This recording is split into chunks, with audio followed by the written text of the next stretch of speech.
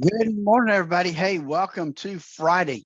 It is the first Friday of February, February 3rd, and we have jobs coming out today. Yesterday was a great day. I mean, a little bit mixed on the Dow, but the NASDAQ had a huge day yesterday. We'll talk about that and more when Dave joins us here in just a second. Before we do that, though, let's not forget that in this world we live, there are so many things that you and we just can't control. But you can take control of your portfolio by controlling the amount of risk you have in there.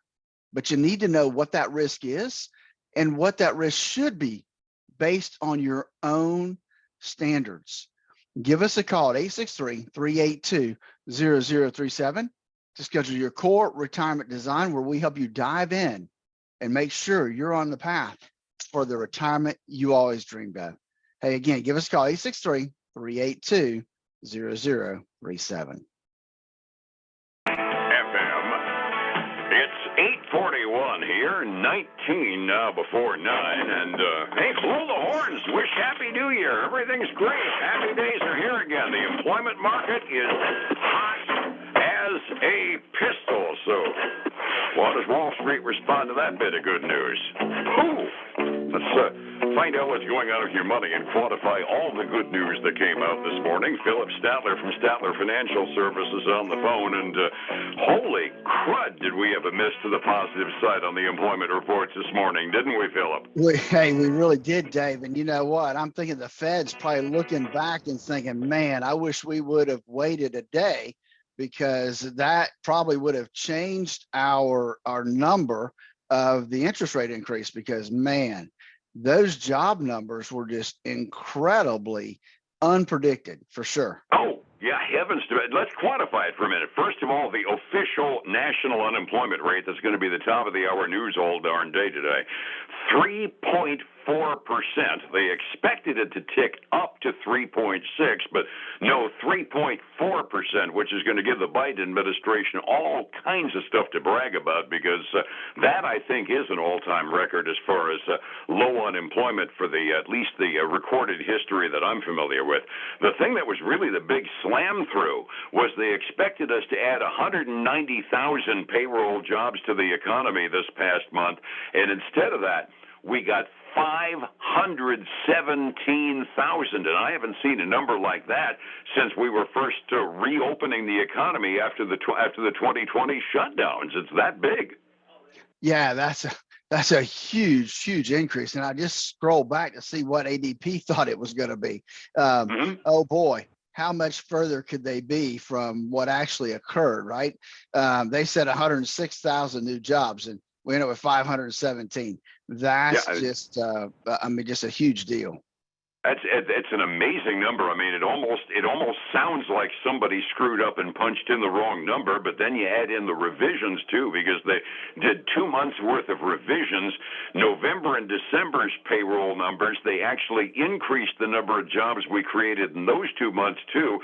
34,000 more in November, 37,000 more in December. So you put it all together, we're looking at the better part of 600,000 new jobs that we didn't know existed as of yesterday afternoon, and if Wall Street were responding the way rationality would have it, it should be bang up saying, hey, the economy's doing absolutely great. But then again, the Fed just gave us a modest interest rate increase, and the reaction for investors is, oh, shucks, now look ahead to what they're going to do to us in March. And this kind of says they aren't cooling us off very much net, are they?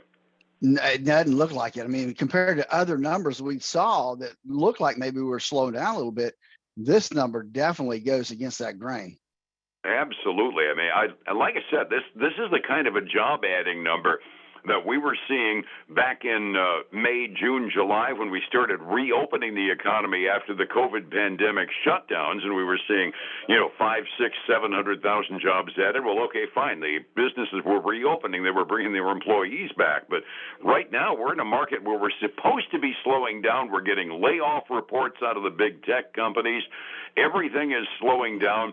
Quarterly reports, folks are maybe making their numbers, but they're making them at levels that are way below last year. Everything says recession, except for the employment picture. And now all of a sudden we're seeing ourselves hiring employees and buying new people like chiclets. Definitely are. And I just had something pop up that shows me we've not had an unemployment rate this low since 1969.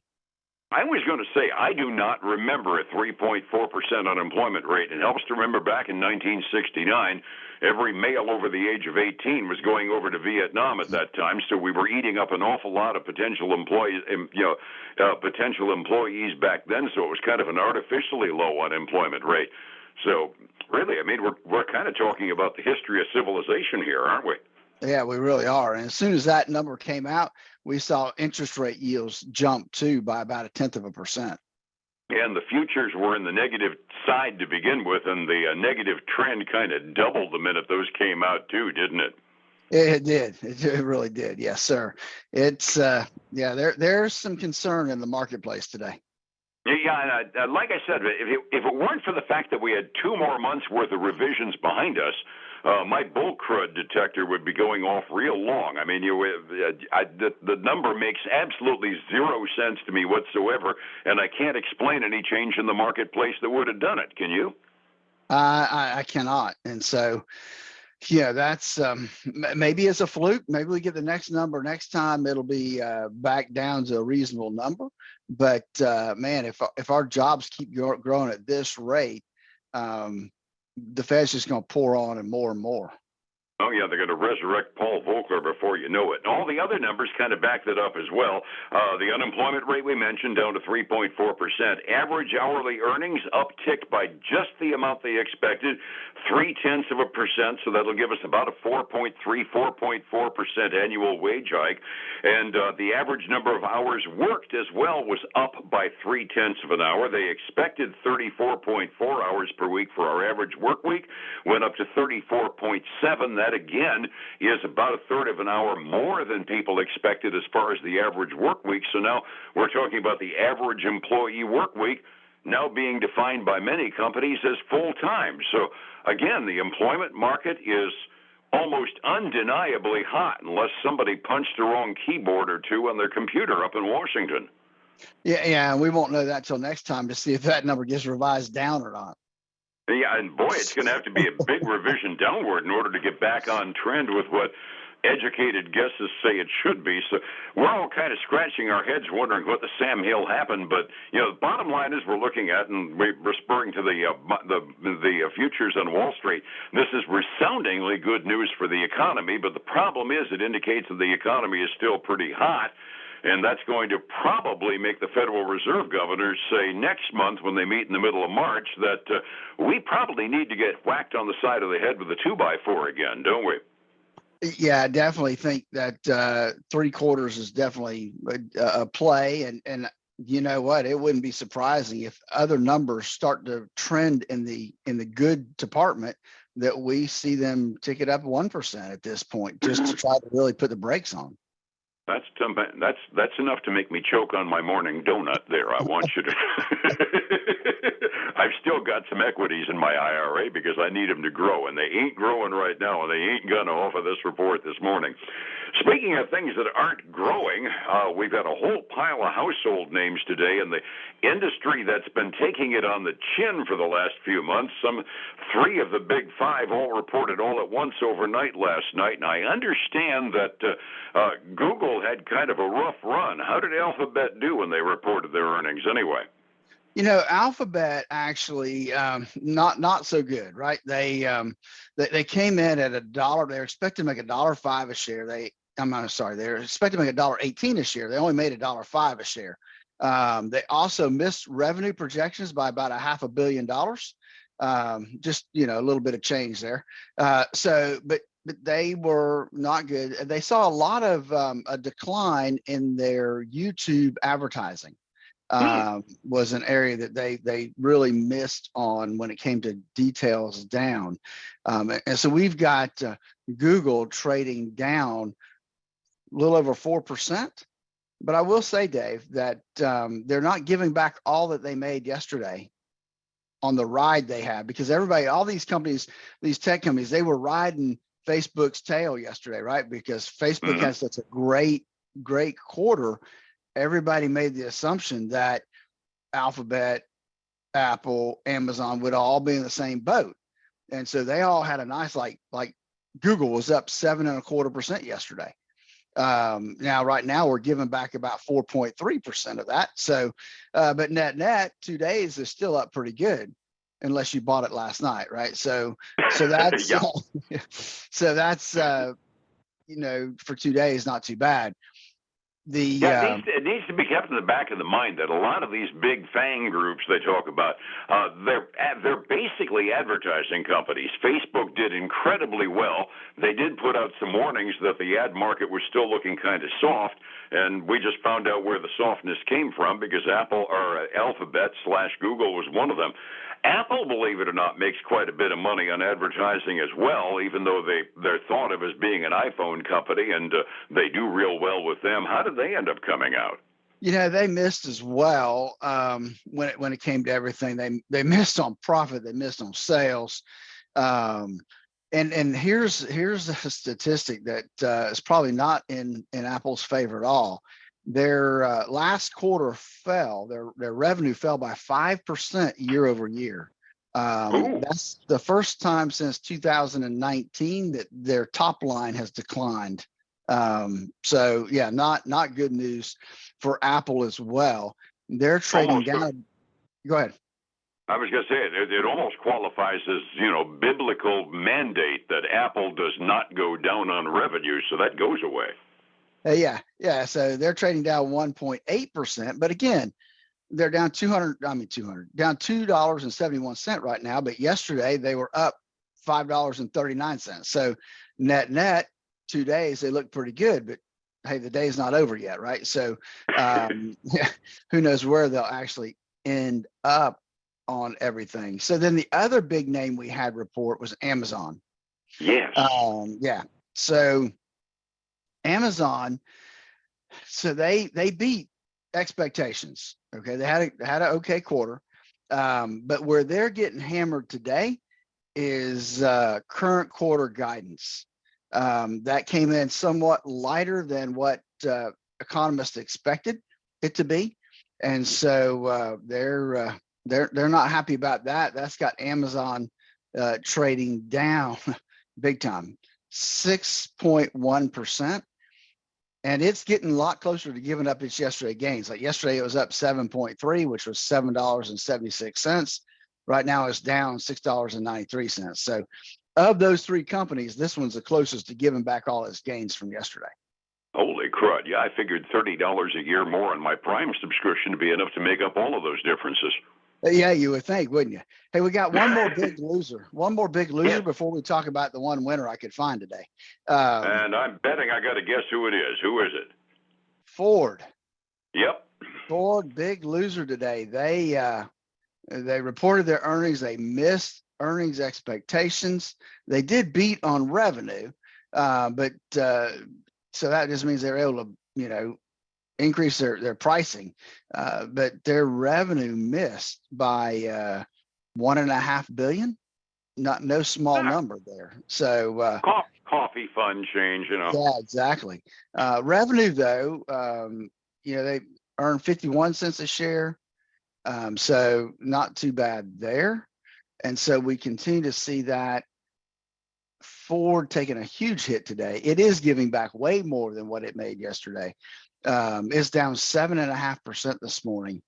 That's $1.08 a share after closing up 3.8 yesterday. So it's a net loss for 2 days. Oh, that stinks. I saw a quote from their CEO saying that we just had our eye off the ball and we didn't execute well. Yeah, but he's blaming it on execution. I mean, he did lay a little bit on China and production, but most of it was just execution problems. So, but he's vied. He's said, shareholders, give me time. We're going to fix it, and so we'll see what happens next quarter. Yeah, I think execution might be the terminology he's going to be using based upon the.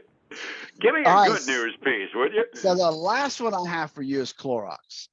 And Clorox did well. They had quarterly earnings of 98 cents a share. That was better than the 65 cents a share that was expected. It came in at $1.66 billion of revenue. So that was, I'm sorry, that was expected. They actually came in at 1.72 billion revenue. So they beat on both fronts, and they're trading up today 3.5%. Oh boy, I'm glad to have one bit of good news anyway. Resetting the table, it was an up day for 2 of the 3 indexes yesterday. The Dow lost about 40 points, but S&P was up by almost 1.5%, and the Nasdaq was up by over 3% on all that optimism yesterday. Kind of all went away when we got that good economic news this morning. How were we doing 45 minutes before we opened? Yeah, Dave, yes, this morning when I looked at the early, we were trading down, but not not like this, my man. It's the Dow is down 0.6%. That's $205. S&P 500 is down almost 1.2%. That's getting close to $50. And the Nasdaq 100 is down 2%. That's $258 right now. So it's going to be a rough open to the market this morning. Looking on the other side, we got silver, a huge retreat today. Yesterday it was up 3.8.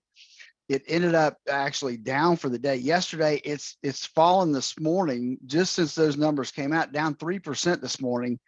So think about that. Yesterday morning, it's gone from $24 and change down to $22.88 an ounce right now. Gold's not faring much better. It's down 1.5%, barely over 1900. It's at 1901 an ounce right now. And crude oil was heading down before those numbers ticked in. It's heading up now, about 0.8% to $76.48 a barrel. Still a little lower than yesterday, so we'll take that happily. The overseas markets kind of follow the way they usually do. The Asian Rim followed our futures. They were mixed at the close at 6 a.m. The European markets, I'm watching them update, and they're ticking negative after a slight positive uptick. They're changing direction and going negative even as we speak. Everybody's down right now by 1/3 to 0.5% halfway through their trading day. If all this upsets you, it means you probably got too much risk in your portfolio, because day-to-day is not the way to plan to retire. How do I find you to get the day-to-day out of my retirement plans, Phillip? Dave, that's exactly why we developed the core retirement design, in order to help people really and truly see how much risk they have in their portfolio, to make sure that it matches up with the amount of risk they should have in their portfolio. Give us a call, 382-0037, to schedule your core retirement design phone consultation, and then join us this weekend for the Statler Financial Radio Show, 6 a.m. and noon on Saturday, 10 a.m. Sunday morning on Highlands News Talk 730, 95.3 FM. And we'll be back here on Monday morning to do this all again, and hopefully have some good news Monday morning. Phillip, you have a dynamite weekend. We'll see you then. All right, take care. Be well. It's 105.7 Light FM and Statler Financial Services. Phillip Statler. Hey, folks, again, I want to thank you for joining us today. I hope you had a great week. Enjoy your weekend, and I hope you join us back here again on Monday morning, same time, same place. Until then, have a great one.